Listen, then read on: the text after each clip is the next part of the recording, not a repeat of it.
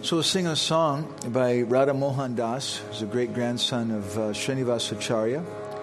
Radha Mohan Das lived a few hundred years ago, and in the wonderful Bengali book Padakalpataru, very big, 2 big volumes, has, I don't know, hundreds and hundreds, maybe 1,000 or more songs.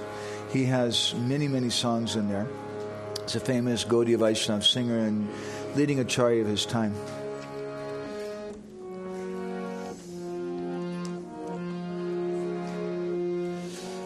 Namo Vishnu Padaya Krishna Prestaya Bhutale Srimate Bhaktivedanta Swami Nitinamane Bolo Namo Vishnu Padaya Krishna Prestaya Bhutale Srimate Bhaktivedanta Swami Nitinamane Namaste Saraswati Devi Gauravani Pracharane Nivasesa Shunyavadi Paschatya Vishatarane Namaste Saraswati Devi Gauravani Pracharane Nirvishesha Shunyavadi Paschachari Shatarane Pansha Kalpatarubhyascha Pansha Kalpatarubhyascha Pansha Kalpatarubhyascha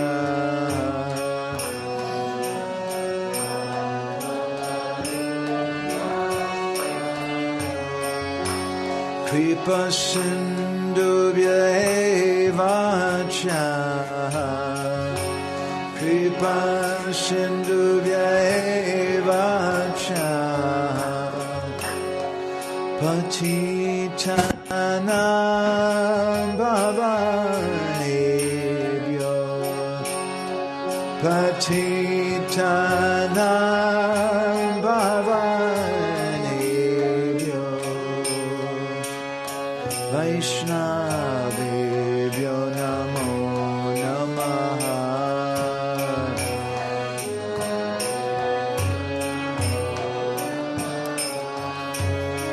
Vaishnavebhyo Namo Namaha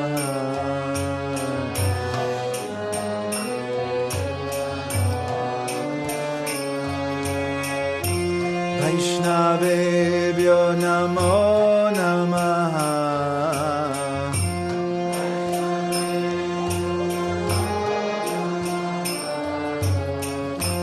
Vaishnavebhyo Namo Namaha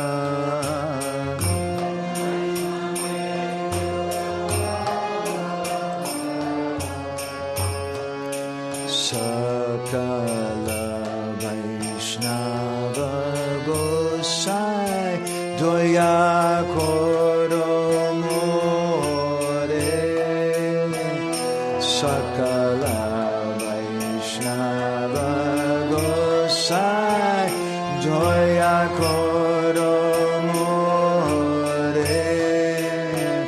Sakala Vaishnava Gosai Doya Koromore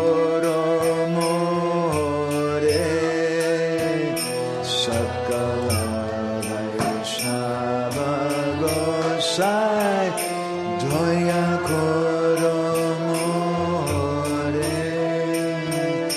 Dante Trina Dori Kohe Edina Pamare Dante Trina Dori Kohe Edina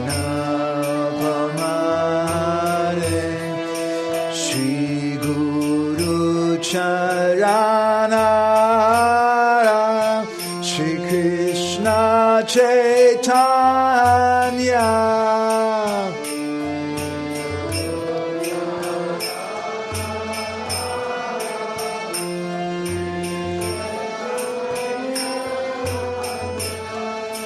Pada Padma Paya Mori Korodanya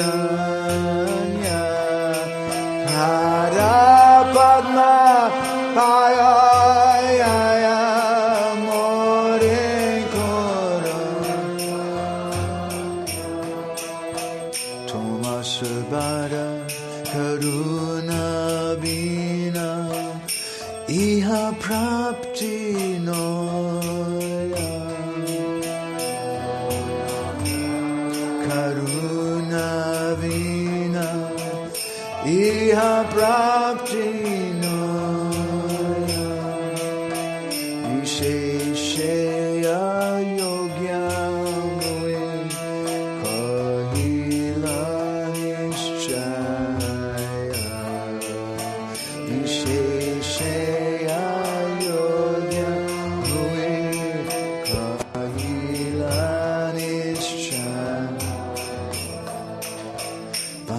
Vanchakopa Taruhao Karuna Sagara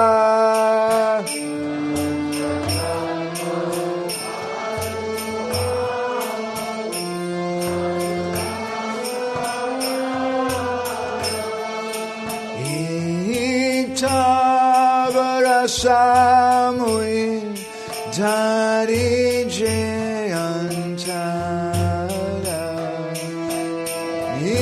Itabara Samui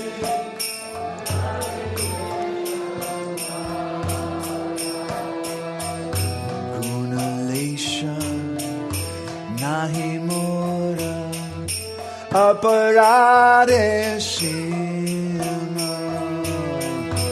Gunalesha Nahimora Aparade Sima Amahudariya Loke Dikao Mahima Amahudariya Loke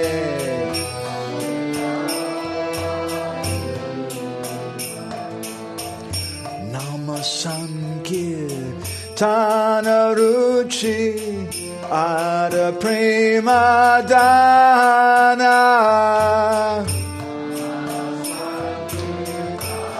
Naruchi Ada Prema Dana Namasankirtana Ruchi Ada Prema Dana Namasankirtana Ruchi Ada Prema Dana E Radha Mohane Deha Haya Sakaruna E Radha Mohane Deha Haya Sakaruna Sakala Vaishnava Gosai Doya Koro More Sakala Vaishnava Gosai Doya Koro More Sakala Vaishnava Gosai Doya Koro More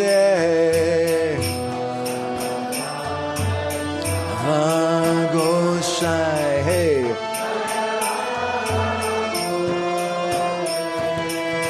Dante China Dore Kohe Dante Dore Dante China Dore Kohe Bolo Dante China Dante China Dore Kohe Dante China Dore Kohe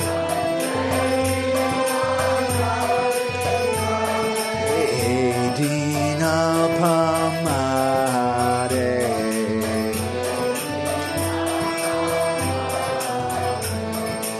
Edina Pamare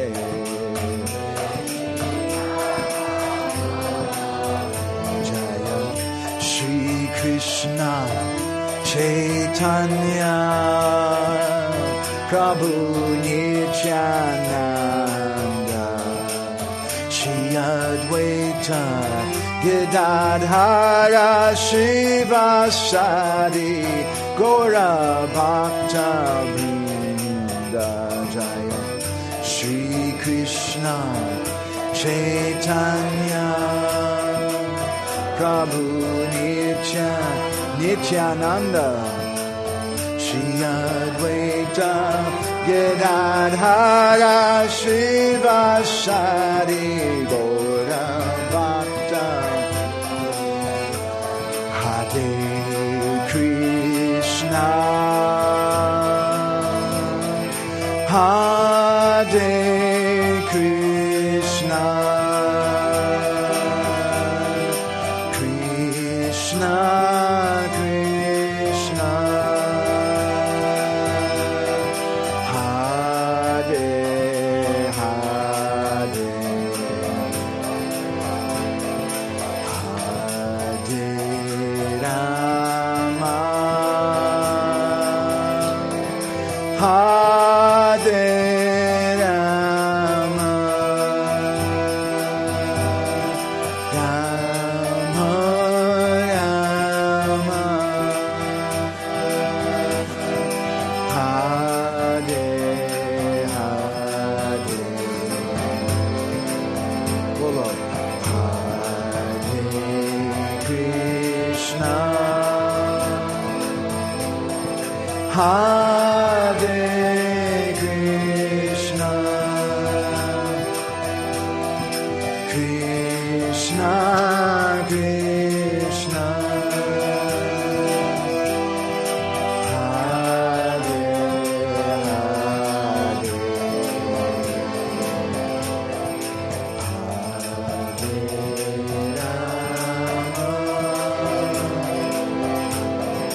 Hare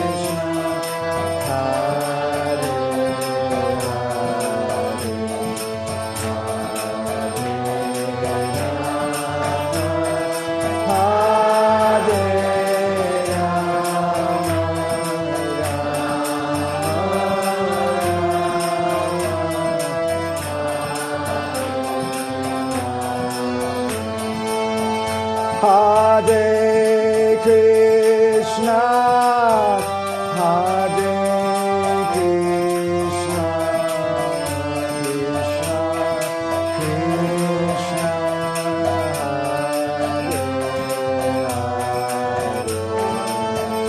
Hare Rama, Hare Rama,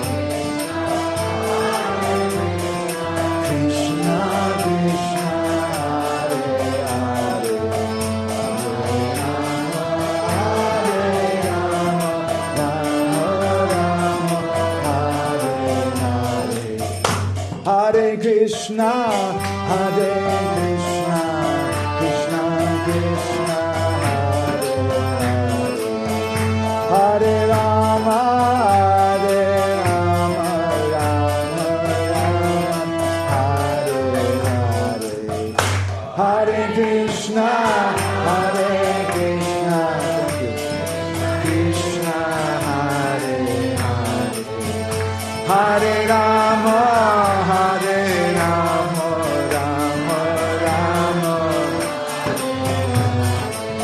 Krishna Krishna, Hare Hare,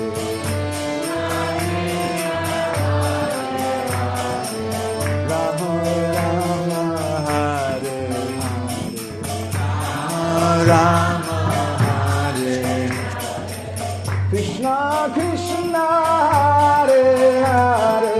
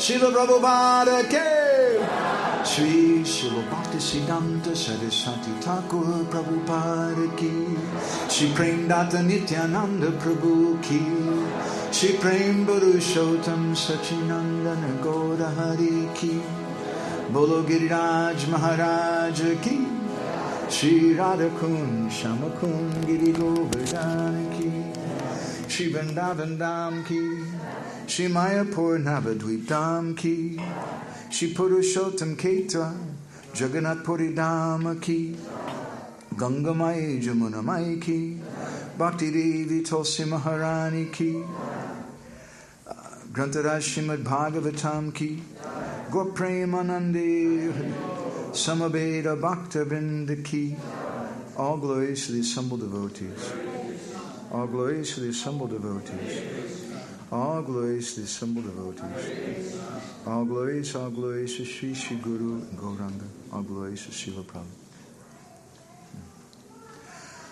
Gauragraganya Gana Gota Guloruharam Gauranga Gudatama Gopyada Kopa Briksham Gopala Gadaratidam Yati Singha Gora Govinda Deshikavaram Satatam Namami Uttama Adama Kichu Nabachila Chachi Hadile Kakola Kahe Premananda Emona Gauranga Hridoya Dadiya Bola Bhaja Gauranga Kaha Gauranga Laha Gaurangera Namare Bolo Bhaja Gauranga Kaha Gauranga Laha Gaurangera Namare Jai Jana Gauranga Bhaje Se Hoy Amara Prana Re Jai Jana Gauranga Bhaje Se Hoy Amara Prana Re Hare Krishna, Krishna Krishna, Hare Hare, Hare Rama, Rama Rama, Hare Hare. Krishna Krishna, Hare Hare. Hare Rama, Rama Rama. Yasyaiva padambuja bhakti labhya prema bidana parama pumarta tasmai jagan mangala mangalaya Chaitanya Chandraya namo namaste Chaitanya Chandraya namo namaste Chaitanya Chandraya namo namaste Madgavirapi Gopala Srikuryat Kripaya Jadi Tadaiva Sampaya Pitva Rishayustat Priya Janaha Shri Krishna Krishna Chaitanya Sasanatana Rupaka Gopala Raghunathapta Brajabala Bapahimam Vanchakopatarubhyascha Kripa Sindhubhya Evacha Patitanam Pavanebhyo Vaishnavebhyo Namo Namaha Jai Shri Krishna Chaitanya Prabhu Nityananda Shri Advaita Giradha Shri Vasadi Gaura Bhakta Brinda Hare Krishna, Krishna Krishna, Hare Hare, Hare Rama, Rama Rama, Hare Hare. So, it's a very nice song by Radhamohan Das. And he says that Sakala Vaishnava Gosai. Sakala means all. All the Vaishnavas are my Gosai. All the Vaishnavas are my gods. Krishna in the Srimad Bhagavatam, he says that better than worship of me is worship of my devotee. So the Vaishnavas, there are worshipable deities. Sakala Vaishnava Gosai. And Doya Koromore, we're praying you give me your Doya, your kind mercy. And I'm coming to you, I'm not speaking this from the lips. He says, Dante Trina, Dori Kai, Edina Pamare. I'm a Pamare, I'm a very fallen, low person. And I'm telling you this with straw in my teeth, which means that I'm speaking to you not from the lips, but from the heart. And what do you want? The Vaishnavas may say, Shri Guru Charana Ar, Shri Krishna Chaitanya. I want to have the lotus feet of my Gurudev and Sri Chaitanya Mahaprabhu, because as we were discussing yesterday, Srila Bhaktisiddhanta Saraswati Thakur, he said that Sri Chaitanya Mahaprabhu is what? Does anybody remember the expression he used? Sri Chaitanya Mahaprabhu is an extended subject. Not a limited subject, he's an extended subject. And he says if we want to worship him, we have to worship all of his constituent parts, all of his active parts. His active parts means he comes as the devotees, and especially Gurudev. And we're going to speak something more today in our subject matter about Avishta to Avesha, about being absorbed to becoming empowered in regards to Guru and disciple. He says, Pada Padma Payo More Kore Dhanya. The wealth that I want, the Dhanya, is the lotus feet, the shelter of Gurudev and Sri Chaitanya Mahaprabhu. And he said, I know very well that what your situation is. You're very humble. And if I ask you for blessings, the Vaishnavas always say, I don't have any blessings. Toma Sabara, Karuna Bina Iha Prapti. No, I know for a fact that without your mercy, without your karuna, then Vina means without, Iha Prapti Noi. I can't obtain the goal that I want. And I'm telling you this in a very honest way, not just that sometimes we go to the devotees and we say, oh, Prabhuji, please excuse my obeisances and accept my offenses, or something like that, right? With about as much meaning. Just to show ourselves as being so humble that everybody will like me because I'm such a humble, sweet person. He says, no, it's not like that. Vishesha ayogya. Ayogya means my qualification. Vishesh means understanding. Is Vishesha ayogya mui kahila nishchoy. I'm telling you this for certain. This is my situation. All of you, vanchakalpa taru how, karuna sagar. All of you devotees here in the room right now. He says, you're two things. You're vanchakalpa taru. You're wish-fulfilling trees. And your karuna sagar, your oceans of mercy. Raise your hand. How many of you think you're an ocean of mercy? Wish-fulfilling tree. No? How about you? No. But he's saying like this. Now, let's try to remember this, because tomorrow I'd like to speak about this. And we want to chastise both these ladies here because they're wrong. You're actually Vancha Kalpataru and your Karuna Sagar. And we're going to explain that in a way from Shastra that I think you won't be able to argue with. Okay? We'll see. Maybe I'm wrong. We'll find out tomorrow. Okay? He says that Eta Bharasa Muidhari Jay Antara.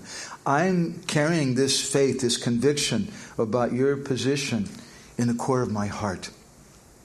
It's not just an intellectual adjustment or something, that I have to pass a Bhakti Shastri test and I have to memorize all these things, at least, 10 different verses and this fact and that fact. So let me cram this and memorize these things. No. This is something that I keep very close in my heart. I have this conviction in my heart. Gunalesha nahi mora aparadhir singha. He said, you may say, well, Prabhuji, we'll give you some mercy if you have some qualification. He says, Gunalesha nahi mora. I have no good qualities. And in fact, aparadhir singha, I am situated in the last limit of offense to the Lord. Ama udariya loke dekahao mahima. So if you deliver me, if the devotees here in Amvix would be kind to this poor dog who's wagging his tail and barking in front of your door, and give mercy to him, then you'll become famous.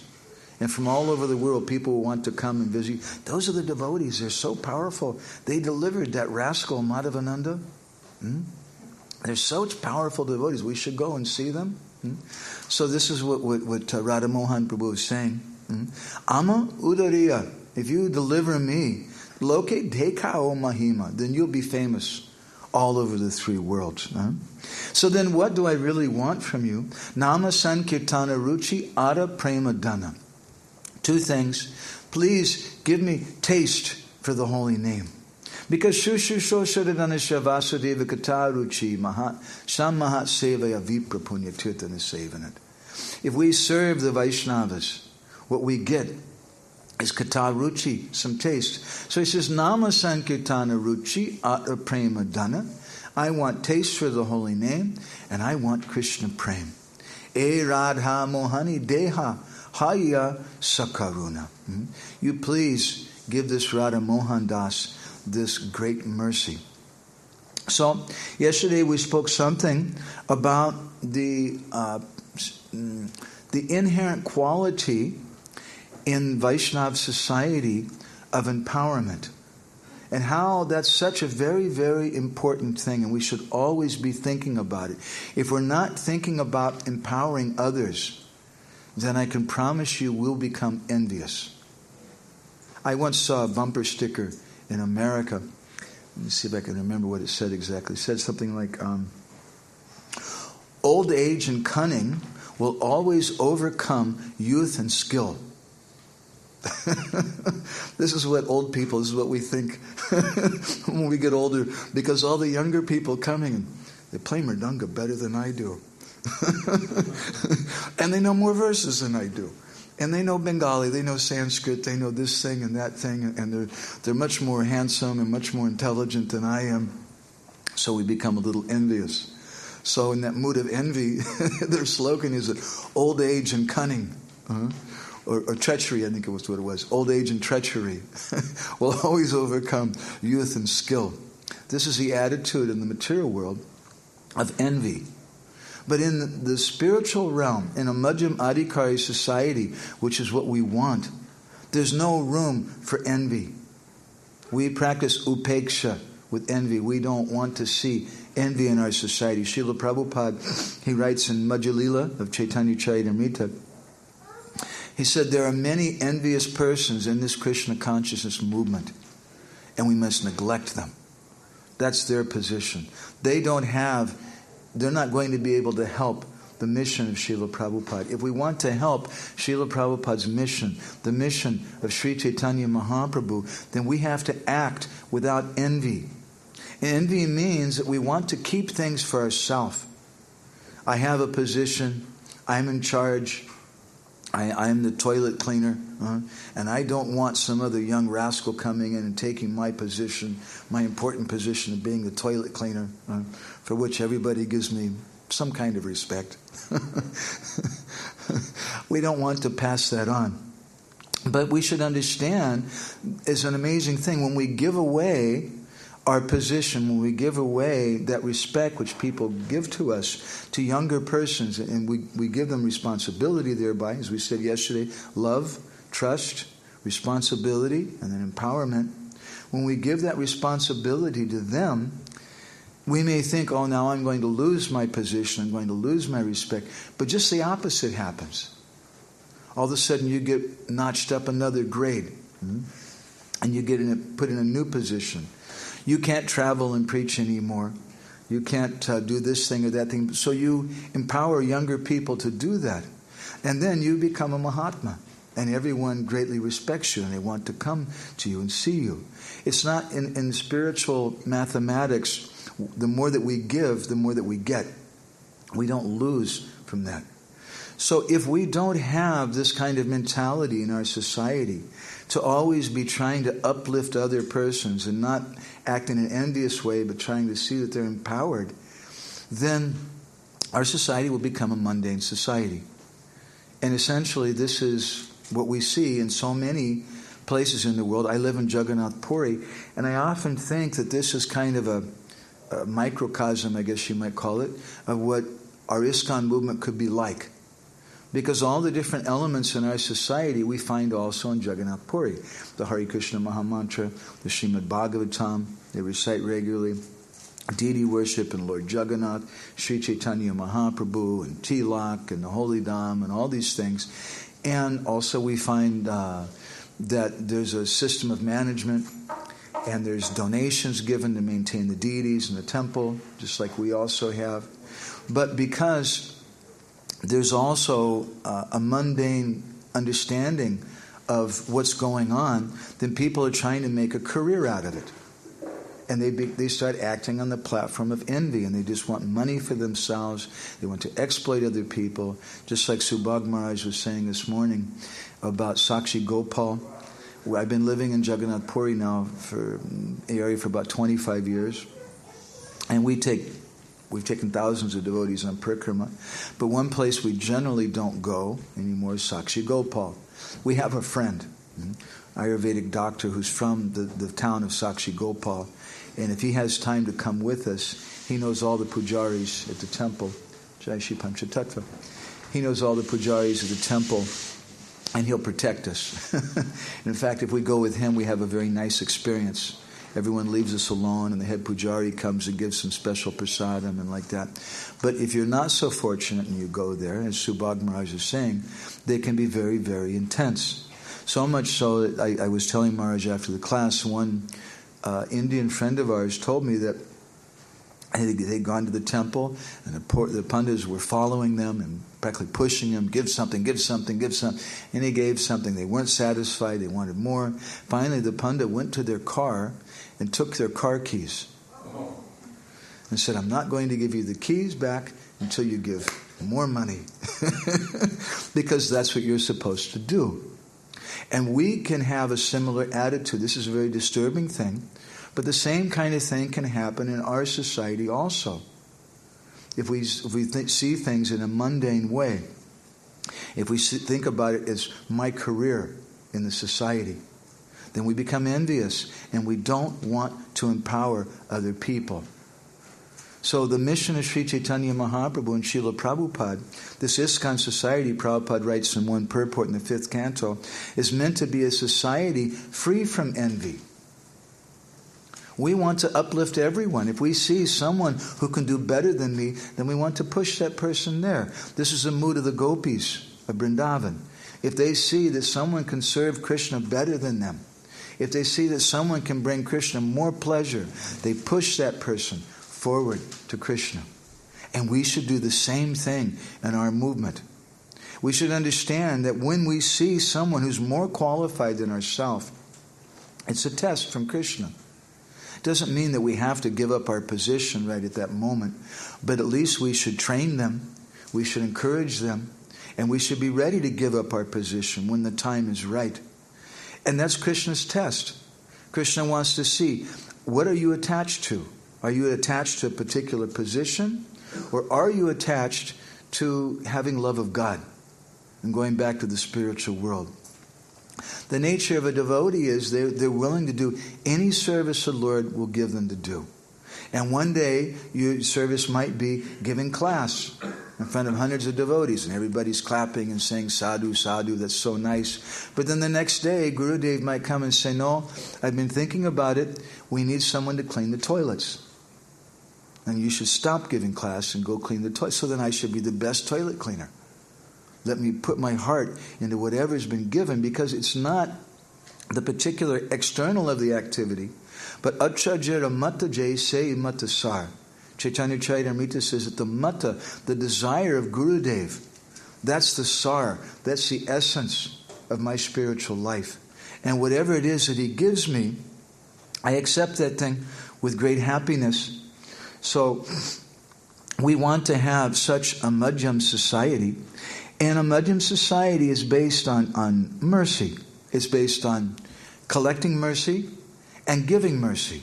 If we don't give the mercy that we've obtained, we may very well lose it. And how do we get that mercy? I was telling the devotees recently in Ukraine that I saw an article recently on the internet written by some devotee. And he said something in the article that I didn't like. He said that one way that the Lord gives mercy is through the devotees. I didn't like that sentence. I find that to be philosophically incorrect. It's not one way, it's the way that the Lord gives mercy. It's not just that, well, you have other different options. I can read a book, or I can do Tulsi Puja, or I can worship the deities, or do this or that. But we should understand, Krishna says, Ye me bhakta jana parta na me bhakta sate jana mad bhaktanam chaye bhaktas te me bhakta tamo mataha. He tells Arjuna in the Adi Purana Those persons who say they're my devotees, they're not my devotees. Those persons who directly try to worship Vrindavan Dham, go on parikrama himself, or worship Tulsi Devi, or chant the holy name, or worship the deity. Because of Padma Purana, it says, Ata Shri Krishna Namadi Nabhaved Grayam Indriyai. We can't chant Hare Krishna. Directly, this is what the verse says. Ata Shri Krishna Nama Adi Nabhaved Grayam Indriyai. Indriya means with our senses. With our material senses, we cannot chant the holy name. So how do we chant? The next line says, Sevan Mukhi Jivado Swayameva Sparatyada. When we chant as service, Chaitanya Charitamrita says, Tate Krishna Bhaji Kore Guru Sevan. My Krishna Bhajan is my Guru Seva. I don't have qualification to worship the deities on my own. It's not like I go on the altar and tell him, yo, dude, how's it going today? My friend, I can't talk to but Gurudev, he has that position. I'm just doing that as a service on his behalf. Similarly with reading Bhagavatam, Duistani Bhagavata, there's 2 Bhagavats, Granta Bhagavat or a Krishna Kripa Patra. There's a book Bhagavat and there's the Bhakti Bhagavat. And if we want to understand the book Bhagavat, we have to go through the Bhakti Bhagavat. In our line, everything goes through the devotees. And the devotees, as we were mentioning yesterday, from Krishna Lila Stava, Sanatana Goswami says that Rupa Namashrita Avishta. That when someone, Ashraya, they take shelter of Rup and Nam, the form of the deity and the holy name, then Avishta, Krishna enters into that devotee. In the Harinam Chintamani, Bhaktivinoda Thakur in chapter 4 gives a beautiful description of this. I can sing and you can chant Hare Krishna in response. Vaishnavani kate jare vaishe kata lakshan deha hoite hoy Krishna Shakti nirashana baro Hare Krishna.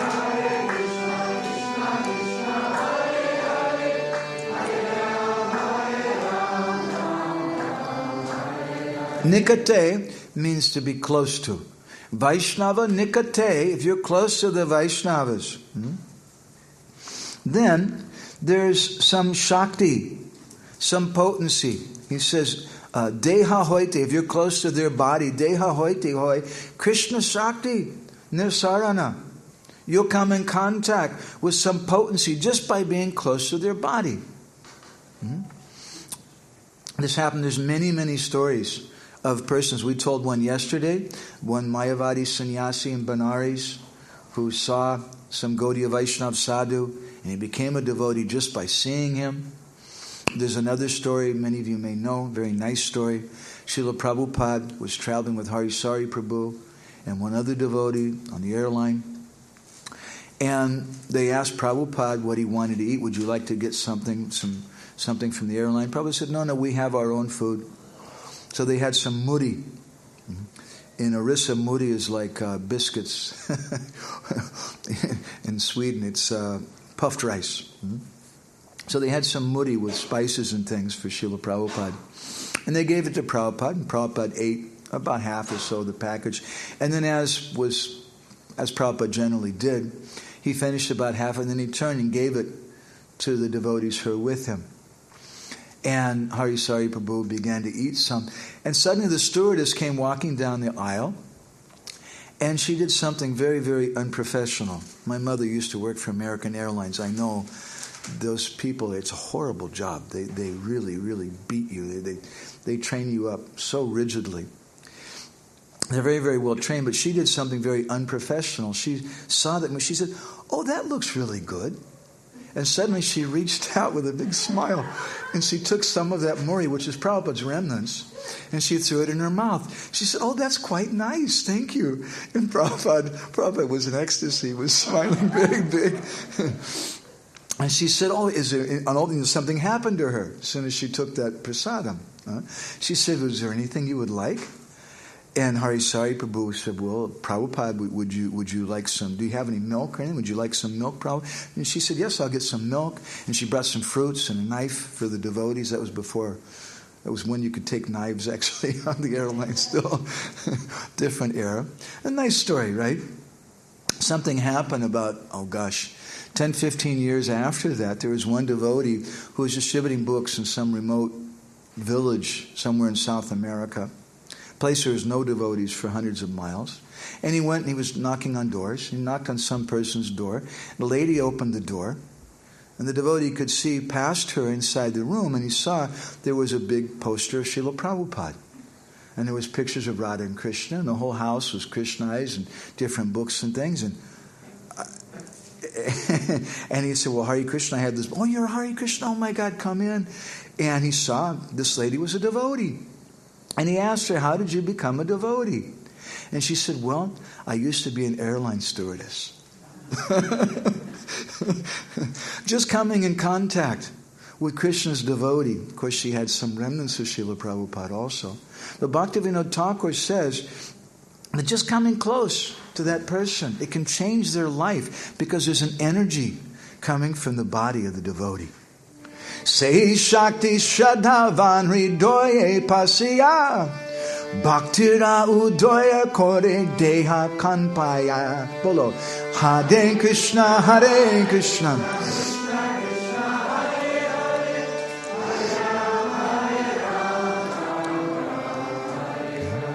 Say Shakti, that potency, Shraddhavan Hridoya Pasya. For someone who's a Shraddhavan Jan, who's a person who has faith, when he comes close to that devotee, that power, the Vaishnava, comes into his heart. Other persons, they may see the Vaishnava. We've heard stories about security guards and people in the airport who saw Srila Prabhupada. There was one story I heard. Someone saw Srila Prabhupada. He was a black-bodied person in America. And he called out and he said, man, that guy be floating. he was floating on he saw Prabhupada like that somehow, by some mercy. But maybe they don't become devotees. Why don't they become devotees? In that life anyway. Because they don't have faith. But if someone comes in contact with a devotee and they have faith, because our spiritual life begins ado shadadata sadhu sangha, with faith. And faith in what? Faith in sadhu. For those people who don't have any faith that there's sadhu present, their life is a very, very horrible life. Very, very depressing life. We should see there's so many devotees. Rupa Goswami says, Krishneta yashagiri tvam manasadhyeta. You can be so happy whenever you see someone chanting Hare Krishna. That person's such an exalted person. We should have a very broad vision like that. And at the same time, if we see that someone has some envy, then upeksha. We neglect them. We don't argue with them. We don't hate them. We don't write about them on the internet. We just neglect them. That's a Madhyam culture. So, say Shakti Shraddhavan Hridoya Pasya. That if someone has faith, that potency enters into their heart. And then what happens? Bhaktira Udaya Kore Deha Kampaya. All the different Asta Satikara Bhav begins to manifest in the body of that devotee. Their body begins to tremble. They become very, very ecstatic. Jeba Sila Vaishnavera Nikate Shadai Tahara Hridoy Bhakti Hoy Be Udoy Bolo Hare Krishna Hare Krishna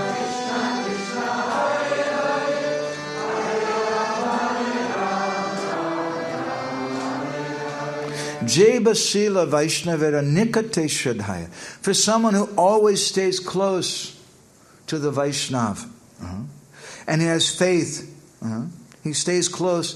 Nikate Shraddhaya, he faithfully stays close. It doesn't mean physically close. How can we associate with Srila Prabhupada now? How could the disciples of Srila Prabhupada associate with him when he was present on the planet? He was always going here and there. Sometimes I've met devotees, they say, my Gurudev, he's not a very good guru. I said, my God, why? He only comes here once a year. And the rest of the time he's in America, he's in a far distant place. I don't get to see him. He's not very good. I've told devotees like that sometimes, please forgive me, but I don't understand why you took initiation. If you think your Gurudev is a mundane person.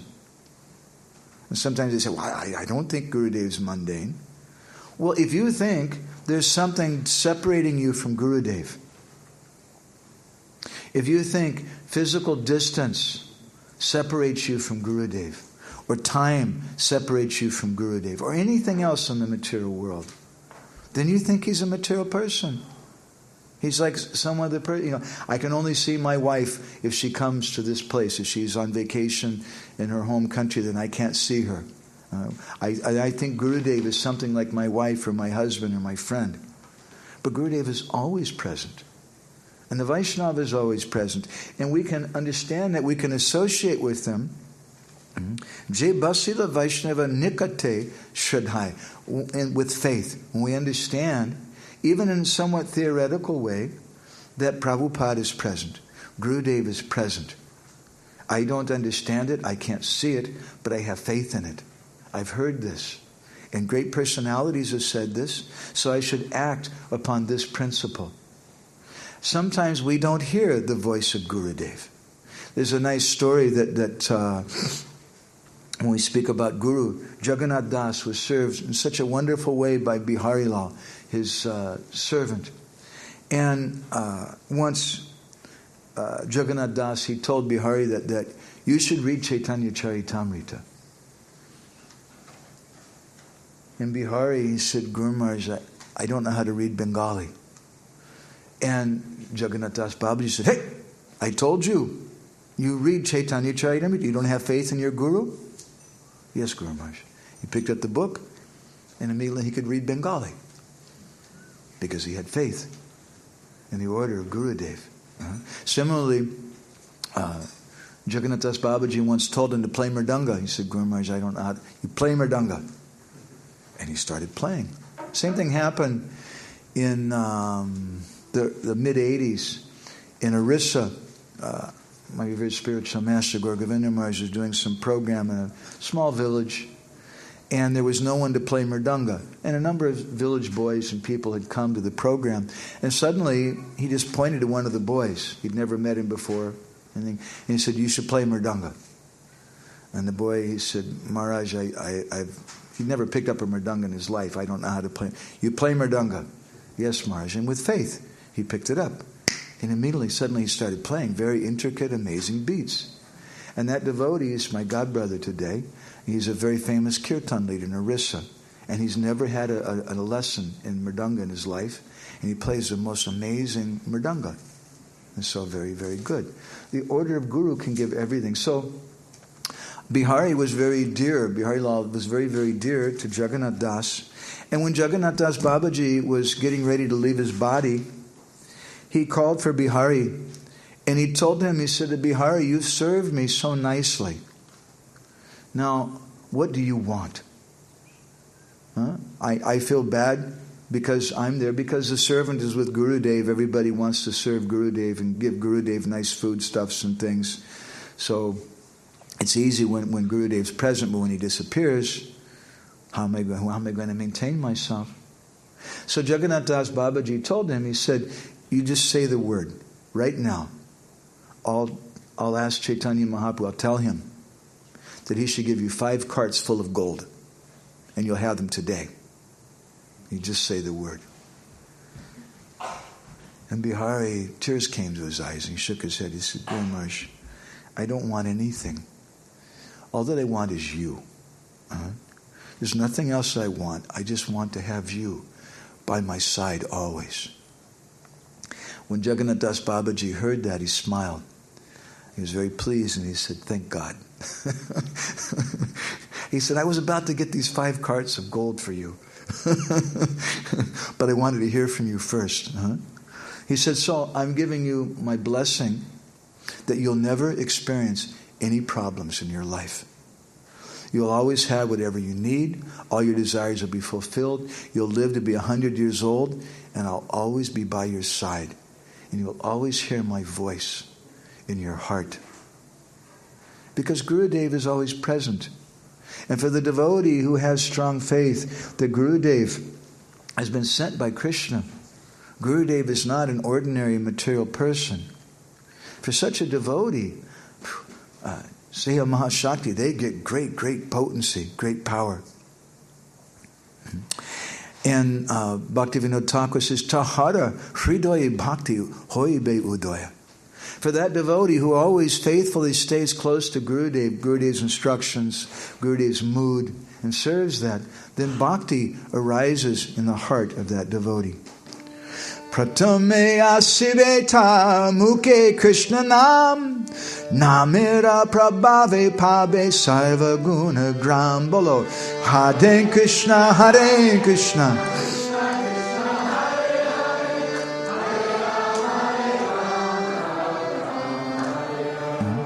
Pratame asibe. Asibe means right now, immediately. When in the beginning, when Tara Mukhe Krishna Nam, when Krishna's name enters someone's mouth. Now this is interesting that he says this because that's not the place where the holy name enters first. The holy name first enters through the ears. And Lochandas Thakur, he's sung a very nice song about this. Sometimes we give a whole seminar about this song. Very nice. In his Chaitanya Mangal. He says that there's a Nam Yagya that Sri Chaitanya Mahaprabhu, he came to do. Sabaloka Karna Garta Kunda Parisa Jiva Shrava Dvani Rasa Grihita Manohar Bolo Hare Krishna Hare Krishna.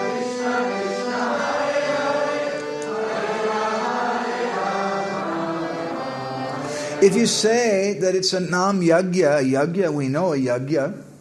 It means you have a fire and you pour ghee in the fire and you chant Swaha, Idam Krishna, Idam Namama. This is for Krishna, for no one else. We know that. And Lochandas Thakur Mahaprabhu says in Chaitanya Mangal that this is not like that kind of fire yagya. He said in a fire yagya you have a pit, a kund. And Sabaloka Karnagarta Kunda Parisha. The kund of this yagya is Sabaloka Karna. Karna means the ears. The ears of everyone in the world. That's the sacrificial arena. And there's a spoon. You have to have a spoon to pour the ghee, and you have to have ghee. Jiva Shrava. That Shrava, the spoon, is Jiva, is our tongue. And then what is the ghee that we pour in the fire? Dvani Rasa Grita Manohar. The sound of Krishna's glories. And something happens when we pour the ghee of Krishna's glories, Krishna's name, with our tongue into the kund of our ears. Antare pravishta hana bhava agni jvale Agni siksha pula kashu kampa kala vere Hare Krishna Hare Krishna.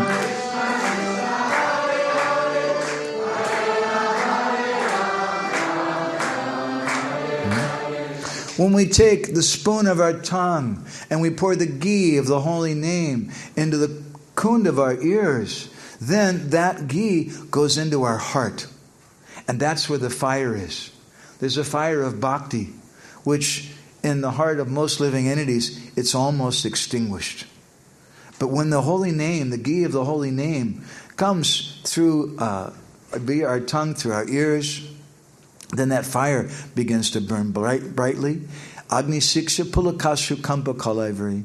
And then what happens if you have a fire inside of your body?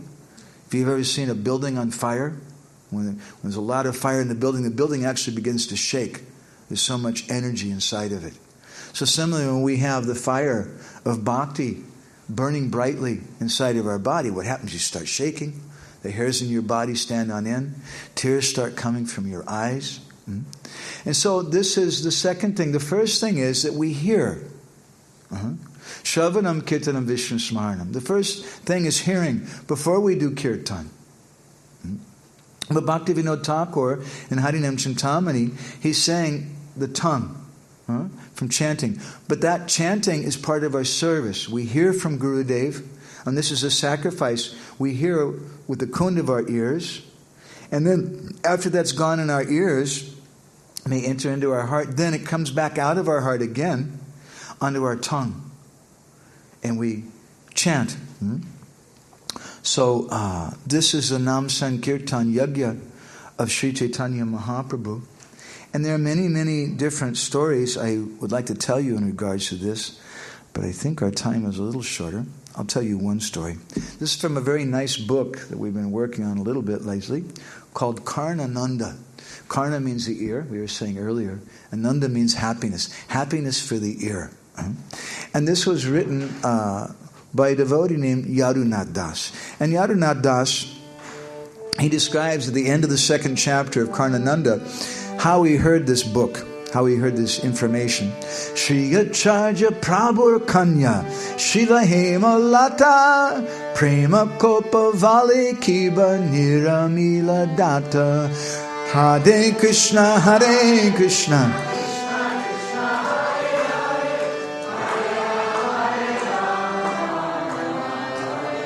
Sedui Charan Padma Hridoye Bilas Karnananda Rasa Kohe Yadu Nandan Das Hare Krishna Hare Krishna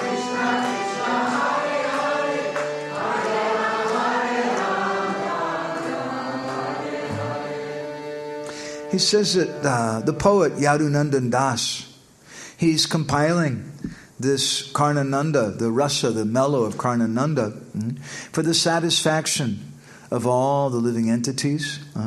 And he says that Sri Acharya Prabhu, Sri Acharya Prabhu means Srinivasa Acharya, Kanya Srila Hemalata. Kanya means daughter. And Srila Hemalata is his Gurudev. His guru was Hemalata Thakurani, the daughter of Srinivasa Acharya. He's Srila Hemalata.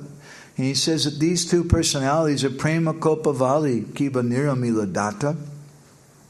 They're like a creeper of nectar which is fulfilling the desires of everyone. Say Dui Charana Padma Hridoya Bilas.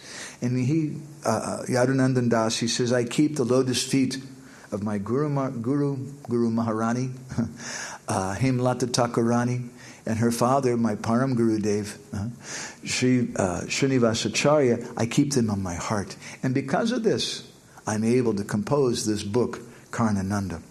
So in the third chapter of Karnananda, there's a very interesting story that Srinivasa Acharya, he was a traveling preacher, and he had two wives. Both of his wives would travel with him.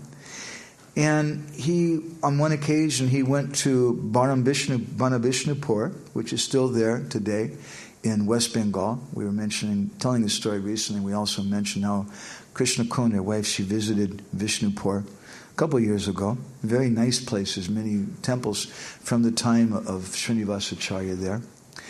And he had a disciple there, Srinivasa Acharya had a disciple, the king, Birhambir. And he was staying there, Srinivasa Acharya was staying there for some time, and his disciple, Maharaj Birhambir, was taking good care of him. And one day, Srinivasa Acharya, he began speaking some Krishna Katha, and suddenly he became very ecstatic. And suddenly he stopped speaking. And everything stopped. And the devotees who were there, they became concerned. Did he have a stroke? Did he have a heart attack? Is something happening? And they went, and his wives, when they found that Srinivasa Acharya, there was no breath coming from his body, they began to wail and cry. What's happened? What's happened? And so at that time, the devotees there, they were trying to think what to do. They thought about one very dear disciple of Srinivasa Acharya, who was Ramachandra Kaviraj. But the problem was that Ramachandra Kaviraj, they thought Ramachandra, he would know what to do. Srinivas, is he in ecstasy? Is some physical thing happened and we don't know? Ramachandra, he would know what to do. But the problem was that Ramachandra Kaviraj was hundreds of miles away at that time in Katuri Gram, the place of Narottam Das Thakur. Because Ramachandra Kaviraj and Narottam Das Thakur were very close friends. So they were thinking, how can we send a message to Ramachandra Kaviraj? But by the time we get a message there, several days will go by, and Srinivas may leave his body by that time. If he's still alive at all, we don't know. Meanwhile, in Katuri Gram, Ramachandra, suddenly he understood what was happening. And immediately he left Katuri Gram. And he started for Banabhishnupur.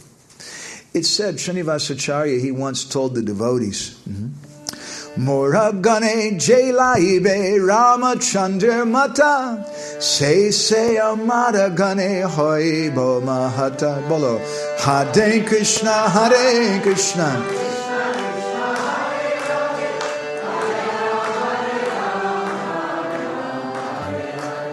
He said that you should understand. He told one day the devotees, how dear Ramachandra is to me. Ramachandra is a disciple of Srinivas. And Srinivasacharya told them, amongst all my associates, Moragana, Ramachandra, whatever he decides, whatever opinion he has, you should understand that's the same as my opinion. Because Ramachandra, he's different than me only in body. But in soul, we're one. And he further went on to describe Ramachandra Narottama Noyana Jugala Netrabhina Sharirera Sakala Nisfala Bolo Hare Krishna Hare Krishna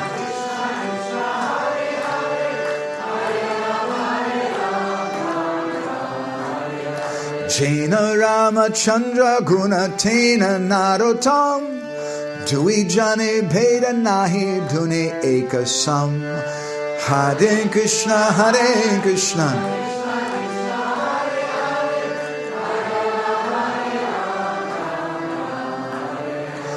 He told the devotees that Ramachandra Narottama Noyana Yugala Netravina Sharira Sakala Nisvala, that Ramachandra and Narottam, they're my two eyes. And these two devotees, they're not different from each other. This is the nature of Guru Seva. Rupa Goswami in Bhakti Rasamrita Sindhu, he says that we should perform Vishvambena Guru Seva. He said that our Seva should be Vishvambena. Vishvambena means that we become one in heart with Gurudev.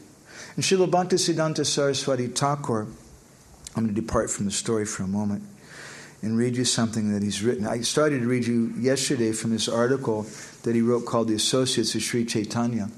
In the next section of the article, he says, the first part of the article, he speaks about the devotees and the general principle, how there's an active principle of Sri Chaitanya Mahaprabhu, in which is 6 different aspects, how Chaitanya Mahaprabhu is an extended subject.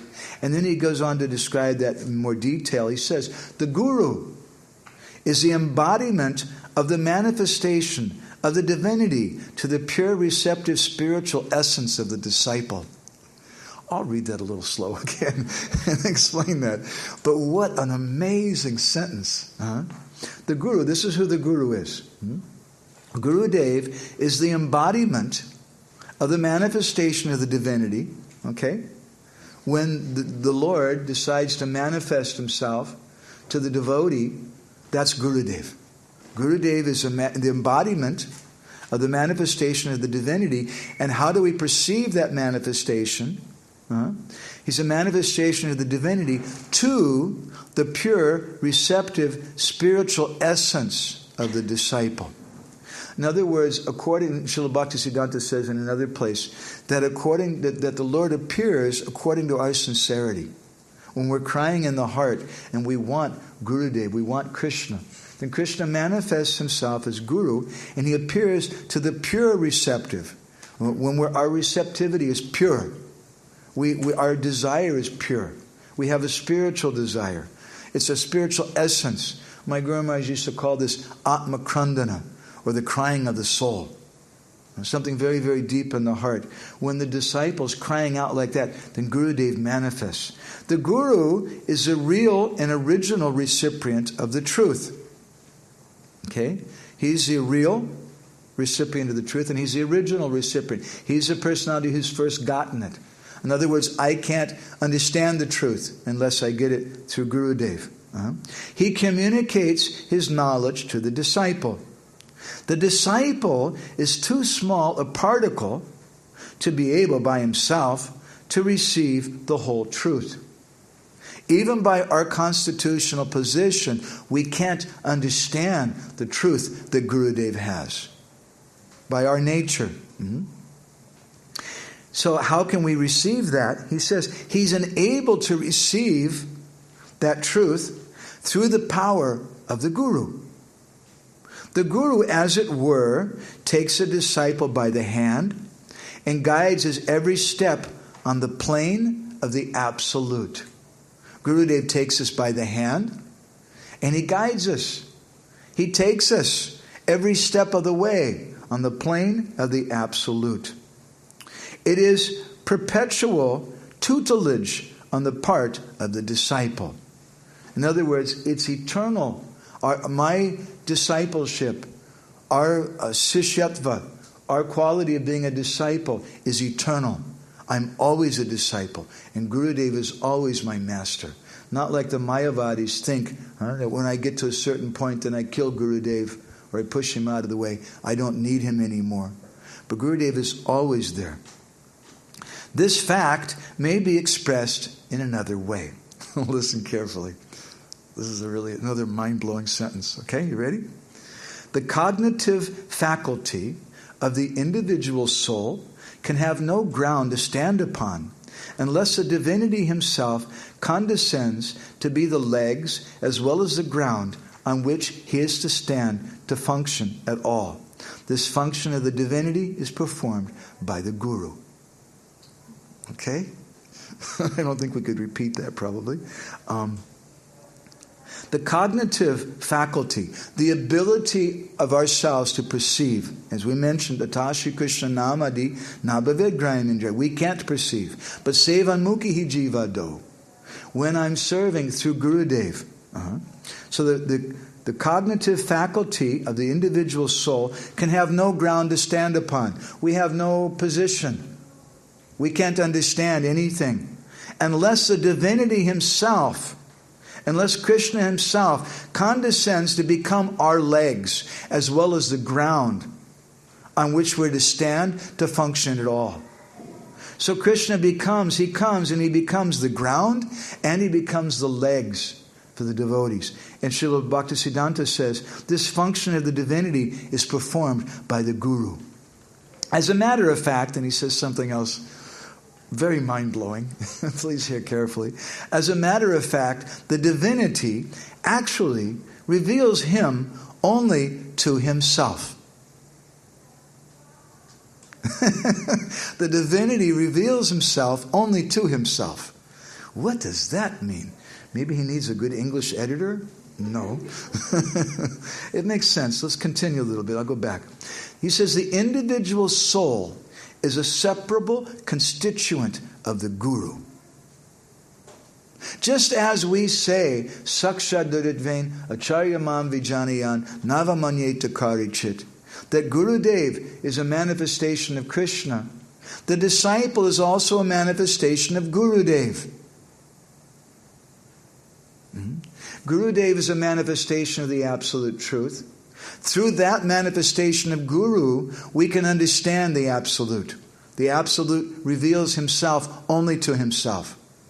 Gurudev is a manifestation of the Absolute, and it's only through Gurudev that we can understand him. And so the individual soul is a separable constituent of the Guru. It is only when he happens to be associated by his own free choice with the Guru in a completely dependent manner that he can be on the plane of the Guru's service of the divinity. It's only when we, by our own free will, We're completely dependent, in a completely dependent manner on Gurudev. That we want to associate. We have this desire. I want to chant. I want to do this service. I want to assist Sri Chaitanya Mahaprabhu in his movement. Only when we have that kind of desire and we're completely dependent upon Gurudev, then we can come to the platform where Gurudev is at with the divinity. Otherwise, we can't understand him. He's in a completely different world. And Srinivasacharya, to go back to our story, this was a commercial break for a moment for a little philosophy. To go back to our story, Srinivasacharya was on a different plane. No one could understand what was happening. They were all thinking, if only Ramachandra were here. And then suddenly Ramachandra Kaviraj just showed up. Although he was so far away, we were mentioning that Ramachandra Kaviraj, he was in Kituri Gram. But Ramachandra Kaviraj, because he and his Gurudev were different only in the body, but in their hearts they were one. Vishrambena Guru Seva. They were one in heart. Because of that, Ramachandra Kaviraj, he suddenly understood what was going on. He understood, I need to go there now. And so immediately he left for Banavishnupur. And when he arrived there, he found the devotees and all his godbrothers and godsisters. Everyone was crying. And Ramachandra came in and he saw Srinivasacharya's Guru Maharaj. He offered obeisances. And he looked at his Guru Maharaj and he could understand what was going on. And he told the other devotees, he said, don't worry, Gurudev's going to return very soon. He said, he's just involved in some pastime. I'll go and I'll see what pastime he's involved in. You just wait here. And then he sat down next to his Gurudev and he began to chant. Hare Krishna, Krishna Krishna, Hare Hare, Hare Rama, Rama Rama, Hare Hare. Do you know how many rounds a day Rupa Goswami was chanting? It's not mentioned. We don't know. We know that Haridas Thakur was chanting 3 lakhs. But Rupa Goswami, we're not really sure. Maybe he was only chanting 1 round a day. Or maybe he was only chanting 1 name a day. Because Rupa Goswami, when he would chant, when he would start chanting, everything would disappear. And when he would have some Lila Spurti, he would enter into the pastimes of the Lord. And this is what happened with Ramachandra Kaviraj. He sat down next to his guru, Srinivas, and he started chanting. And then Ramachandra Kaviraj, he realized his Swarup, his eternal form in the spiritual world, which was Karuna Manjari. And he saw his Gurudev, his Mani Manjari. And he saw that there was some pastime going on. That Radha and Krishna and the gopis, they'd finished doing Ras Leela. And then they went to take bath in the Jamuna. They were having some Jala, Krita Leela. They were playing and splashing and things. And during that act of splashing, Radharani's Besara, her nose ornament, her nose ring, fell off. And no one noticed it. And then all the gopis, they got out of the water and they began to dry off. And they were drying off Radharani and they began to decorate her. And then suddenly they realized that her Besara was gone. Rupa Manjari was there serving Srimati Radharani. And so at that time, Karuna Manjari Ramachandra Kaviraj, he arrived there at that place and he saw all the gopis searching for that Besara, that nose ring of Srimati Radharani. And Karuna Manjari began looking, and there, underneath a lotus leaf, he found that nose ring. And just at the perfect moment, he gave it to his Guru Maharaj, Mani Manjari, Srinivasacharya, and Mani Manjari handed it very quickly to his guru, her guru, Guna Manjari, who's Gopal Bhatta Goswami in this world. And then Guna Manjari gave it to Rupa Goswami, and Rupa Goswami, just at the exact perfect moment, put it on Srimati Radharani. This is Anugatya Mohi Seva. It's a very, very high thing. Anugatya Mohi Seva means when service that's done directly under the guidance of Krishna's associate. This is Guru Seva. Bhaktivinoda Thakur, in his commentary on the first verse of Manasiksha, he says that our Guru Seva is Anugatya Mohi Seva. This Anugatya Mohi Seva is much, much more dear than service that's done directly to Srimati Radharani. Hey, Radharani here. Because Karuna Manjari, Ramachandra Kaviraj, she could have directly given that Besar, that nose ring to Radharani. But by giving it to her Guru, and her Guru gave it to her Guru, and to her Guru, to Rupa Manjari, then giving it to Radharani, that's much, much more pleasing. It's much, much more pleasing to Krishna. We may try to serve Krishna directly, but Krishna doesn't appreciate that, as we were mentioning in the beginning. Krishna says, Ye me bhakta jana partaname bhakta sate jana, mad bhaktanam cha ye bhaktas te me bhakta tamo mataha. He says that those persons who say they're my devotee, they're not my devotee. But the devotee of my devotee, that's my real devotee. In the Chaitanya Charitamrita, Madhya Lila, chapter 8, Ramananda Roy tells Sri Chaitanya Mahaprabhu, Gopi anugatya vina aishvaya gyane bhajileha nahi pai brajendra nandane bolo Hare Krishna Hare Krishna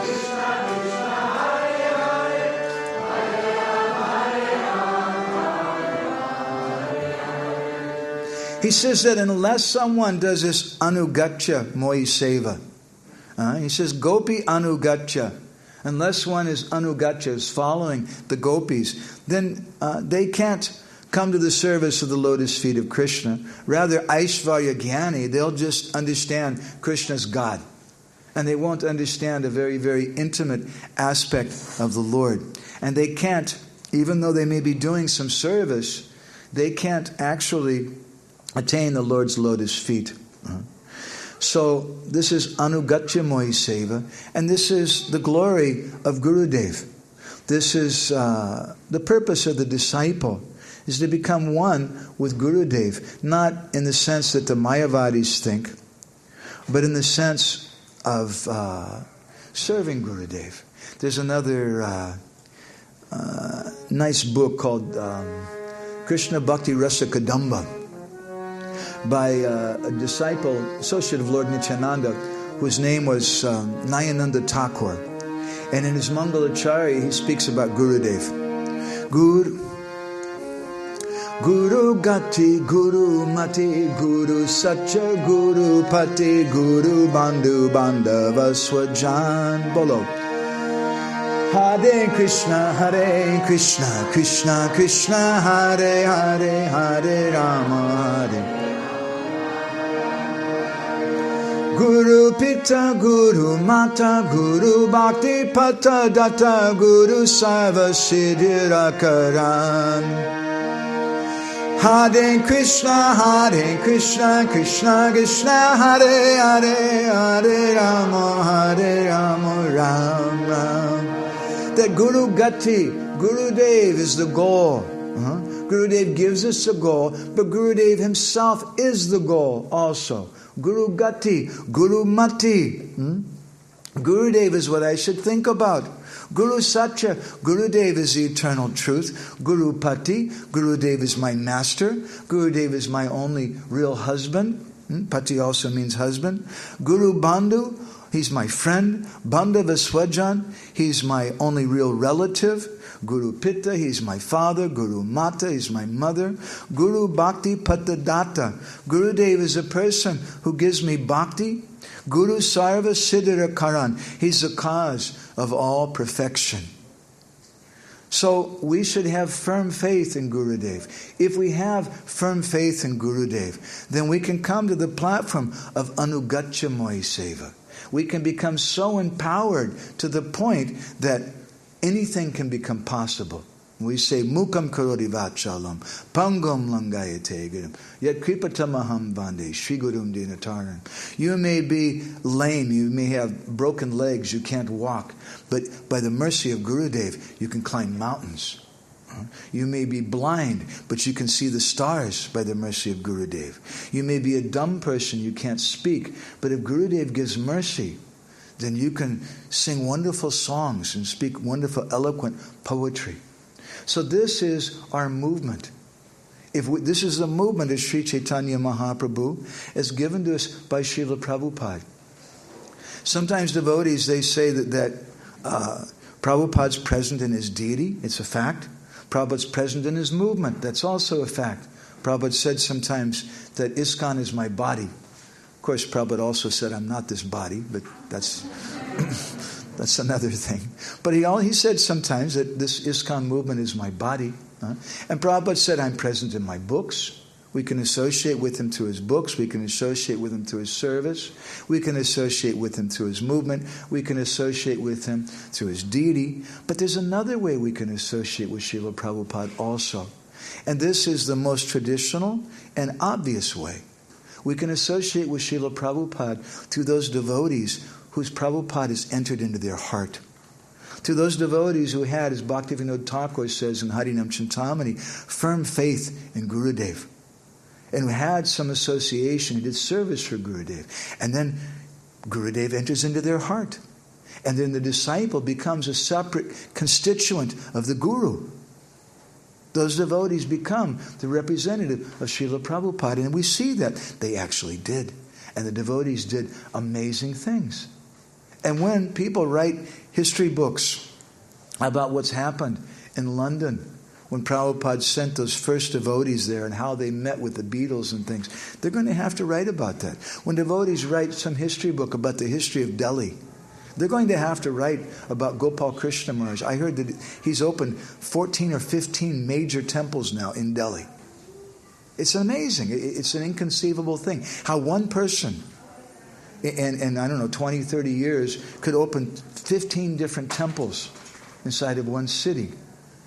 How could he do that? But by the mercy of Srila Prabhupada, that's possible.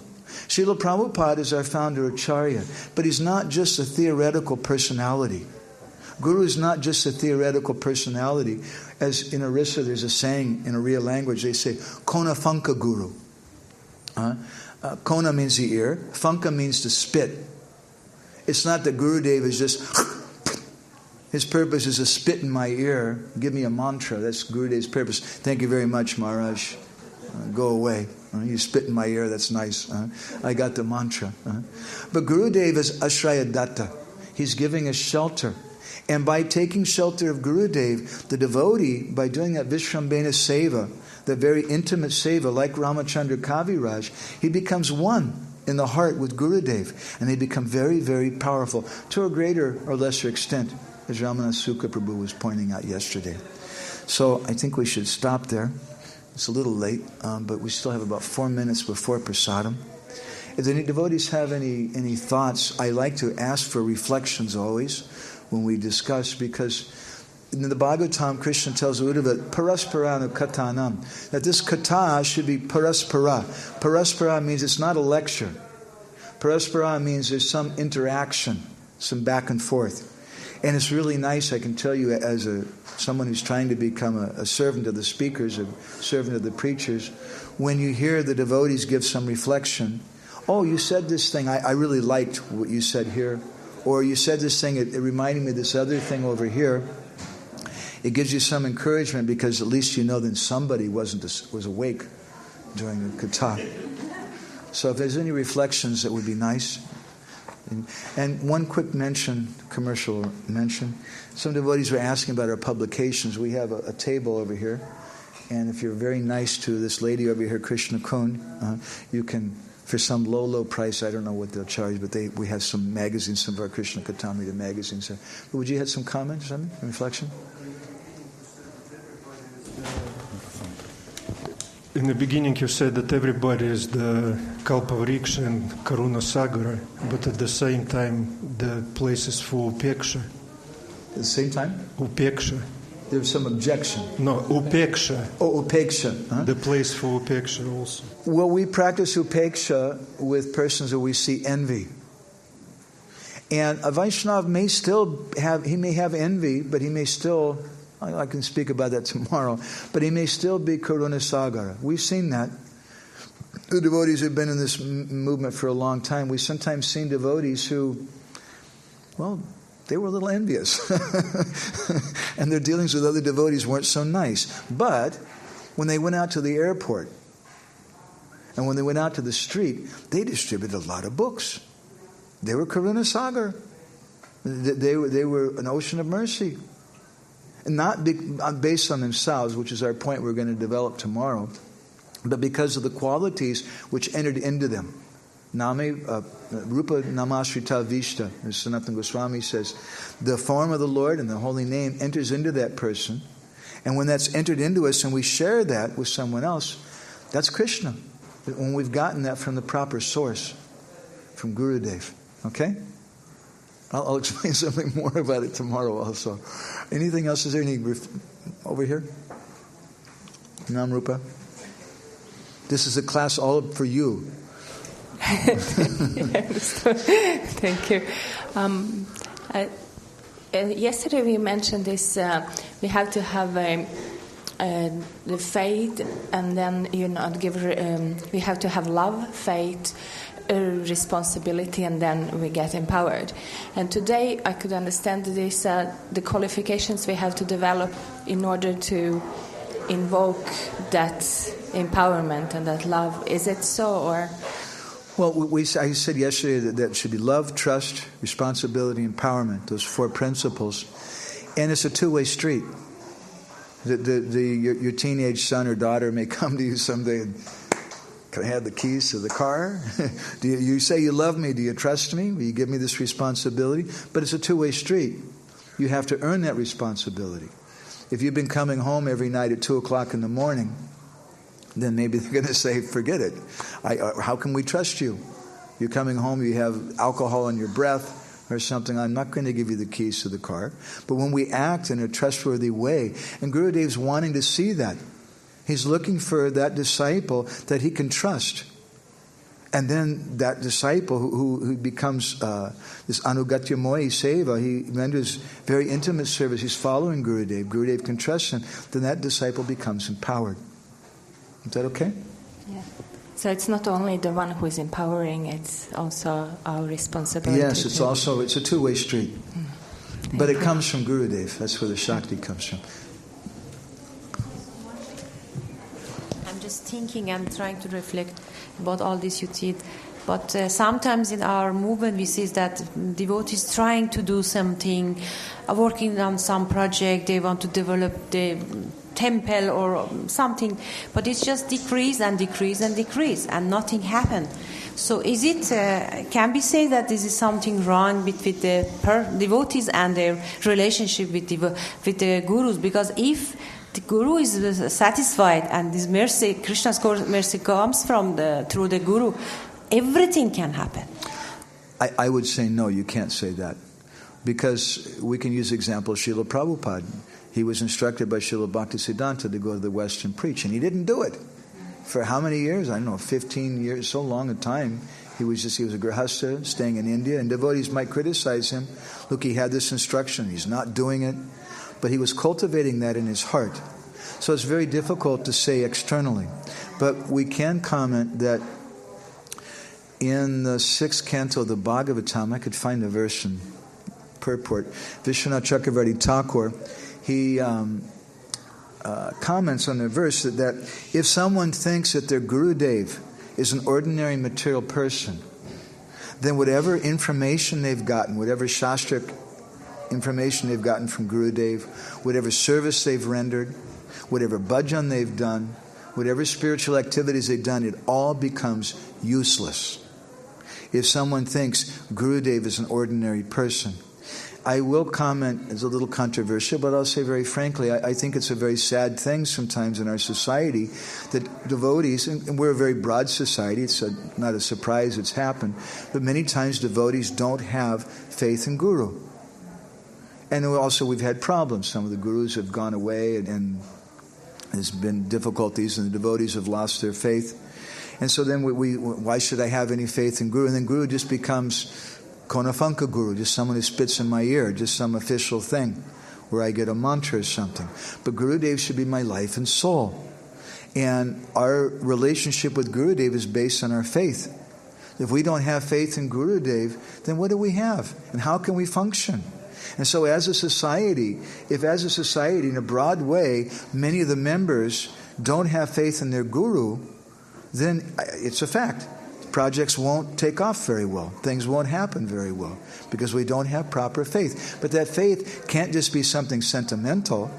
It can't be just something that's forced, which we experienced in the 80s and things like that, where I'm the guru, and because I say it, you should do it.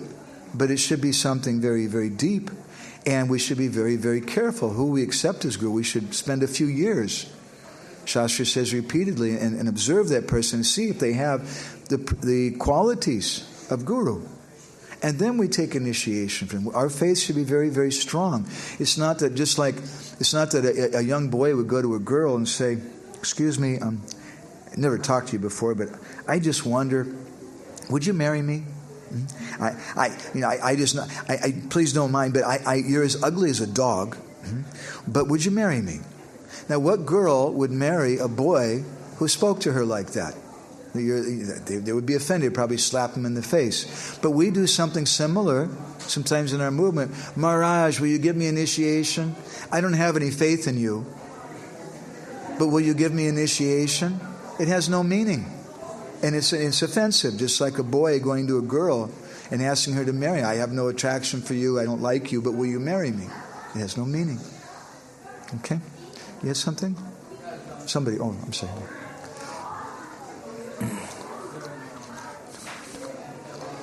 Hare Krishna.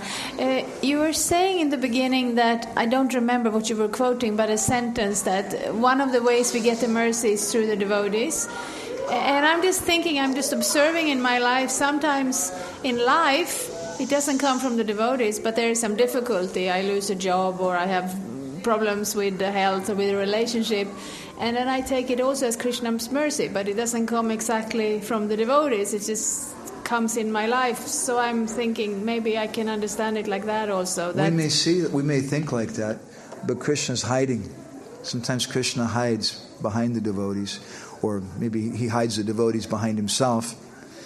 And we don't understand that good things happen to us when we do good things for Krishna's representatives, the devotees. Therefore, the devotee is Krishna Kripa Srimurti. And Jiva Goswami in Bhakti Sandarbha discusses this. He says that the devotee is the medium through which Krishna gives his mercy. And the devotee is the mercy of Krishna. He's both things. He's the medium and he's directly the mercy itself. We may not always see that, as you're pointing out. It's a fact. We may just say, "Well, I've been chanting and Krishna's No, I mean the other way around. When these bad things happen, it forces me to focus on Krishna. It helps me get on the path. So I'm seeing that as the mercy of Krishna. But I don't see exactly that it's coming from the devotees. Right. So yeah, sometimes we see it as Krishna's hand, but we don't see the devotees behind it.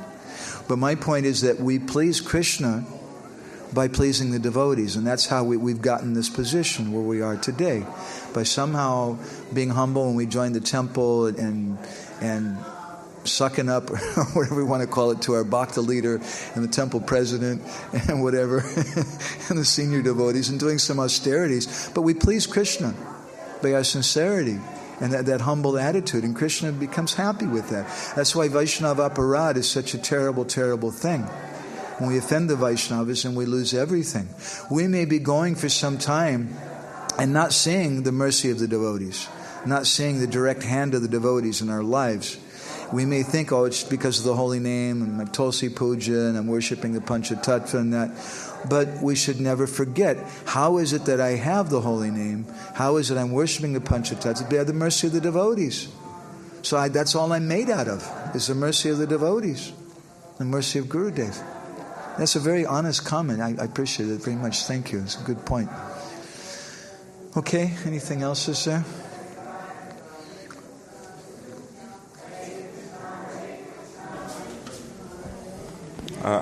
You mentioned how in the Madhyam society, it's how you said collecting mercy and giving mercy, and you said how if you don't give the mercy, then you lose it. And so it's easy to understand in terms of preaching, giving the mercy, but amongst devotees also, how does that apply, that giving of mercy? Well, you can tell all the devotees, after we finish the class, you can stand over and everybody can touch your feet. You can, but you may not like that, right? We could. I remember I had one temple president once. He's a brahmachari at the time, and one day I was going out in Sankirtan, and he was eating a piece of cake, and he took a bite out of the cake and just handed it to me. Here, take my rim. Oh, Jai, thanks. So we could do like that, but the Vaishnavas, they never think that they're qualified for that. So we give mercy by being just like a pipe. A pipe doesn't think that it's the source of the source of water. The reservoir is the source of water, and it's just carrying the flow. And so our primary mercy, many times devotees, they say, "Oh, give me mercy." Sometimes devotees, you'll give a class. Mother Narayani, doesn't this happen a lot when you're giving class? Devotees come after and say, "Would you please give me some mercy?" I always think, what a weird comment in one sense, because look, that's what I'm trying to do. That's what the class is, right? We're trying to transmit the mercy that we've gotten. That's what Harinam is. That's the greatest mercy. And if you're someone's guru, maybe you might let them touch your feet or eat your remnants or something like that. But we don't give mercy in that way. We're patting everyone on the head or whatever. But our mercy is given by the mercy of the devotees in our society, in our relationships, in our loving relationships, and paraspara katanam, by revealing our hearts with each other, and by sharing Krishna Katha. Bhaktivinoda Thakur in Jaiva Dharma, he speaks about this principle of upeksha, or neglect. And he says that it does not mean that if someone is on the streets in Stockholm, some poor devotee, and they have nowhere to go, but they're envious. They may be something of a devotee, but they're a little envious. Sometimes devotees are also like that. Just like in Vrindavan, there's Brijbasis. All the living entities are Brijbasis. But the monkeys, you don't want to get too friendly with them. They're Brijbasis, but they're very often envious creatures. If you look at them in the eye, they can be dangerous. They may attack you. So some devotees are like that also. They're Brijbasis, they're devotees, but we keep a distance. So Bhaktivinoda says, upeksha doesn't mean that you're going to let him stay on the street. You may let him come and you may give him shelter. You may give him clothes. You may give him some food. He said, what does upeksha mean? It means something much, much worse. That you don't speak Krishna Katha to that person if they get disturbed. And even devotees, sometimes, right? With devotees, Sachinanda Maharaj said very nicely in one of our Govardhan retreats, and one year he said that... He said, just like some people, if you ask them, what time is it now? It's noon, 2 o'clock, whatever. What is Krishna doing right now? And he said, if you ask some devotees that, they'll look at you and they'll say, what, are you sexually agitated or something? What are you asking that? We're not supposed to talk about that. We're not supposed to talk about what is Krishna doing. So there's some people that if you tell them, hey, I was reading a really nice thing in Krishna book last night. It was don't tell me, I've already read Krishna book. What do I look like? A new bhakta or something? You're trying to preach to me? Leave me alone. That's envy. So that person, that they may be a devotee. We can love them, we can give them prasadam, we can do certain things. Maybe even we can speak a little bit of philosophy with them. But at a certain point, we see if they start becoming envious, then don't speak that. And Bali Seshu, we give mercy, kripa, to those persons who are innocent. And Bhaktivinoda Thakur explains that in the proportion to their simplicity, we give mercy. Just like on the street, you're distributing books. If someone's really simple, 100% simple, I've seen people, they'll give you every penny they have. They may have, 300-400 euros or something. They just give you all their money and they take a big stack of books and they move into the temple the next day because they're completely simple. Someone else is a little simple. You can give them a small book and they'll give a little donation. So proportionately we give mercy in that way. Okay?